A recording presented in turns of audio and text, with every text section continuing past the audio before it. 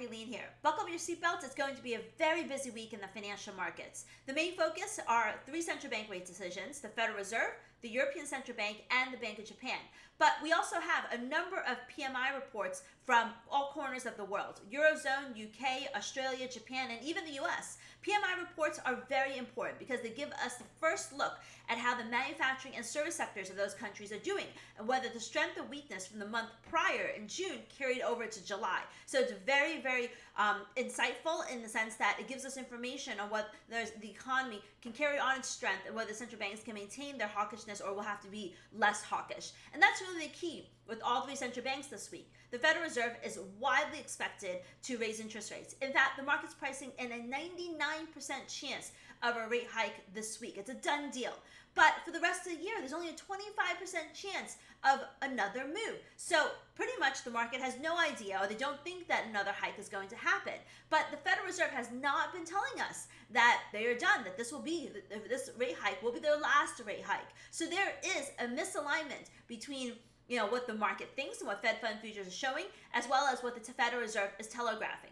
And that's why, Fed Chairman Powell's guidance and his press conference will be so important, because the market will be watching that press conference closely to see whether the Fed is done or they're going to leave the door open for another round tightening. In my opinion, I think that the guidance will probably be a little less hawkish, but I think they're still going to leave the door open for tightening and probably just see how things go. But I don't actually think they're going to follow through with another rate hike.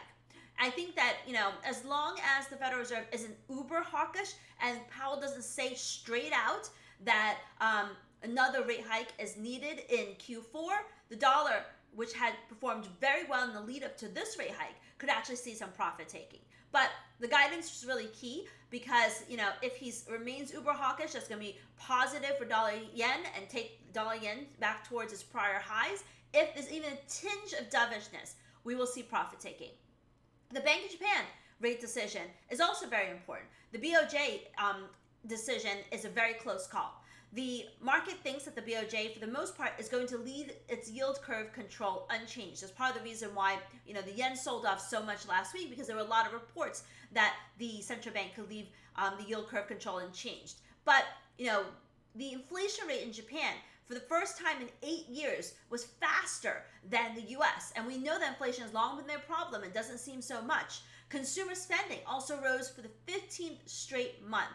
But the BOJ is a more conservative central bank, and so they don't necessarily want to jump the gun and completely begin the step of unwinding the ultra-loose monetary policy without being sure. So, they have the luxury of waiting for after the Federal Reserve meeting, because their meeting is after Federal Reserve, to see what the Federal Reserve says and do before making their decision.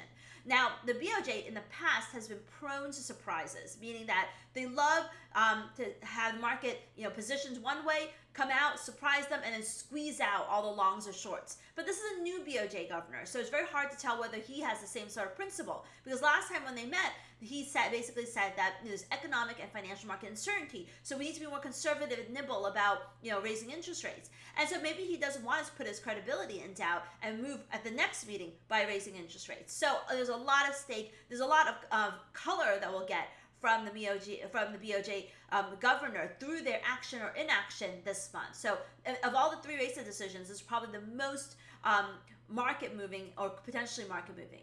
Then there's the European Central Bank. The ECB is also expected to raise interest rates by 25 basis points, but they're also potentially near the end of the tightening cycle. Last week, we heard from an ECB member who said, the July rate hike is needed, but another rate hike beyond that could actually damage the economy.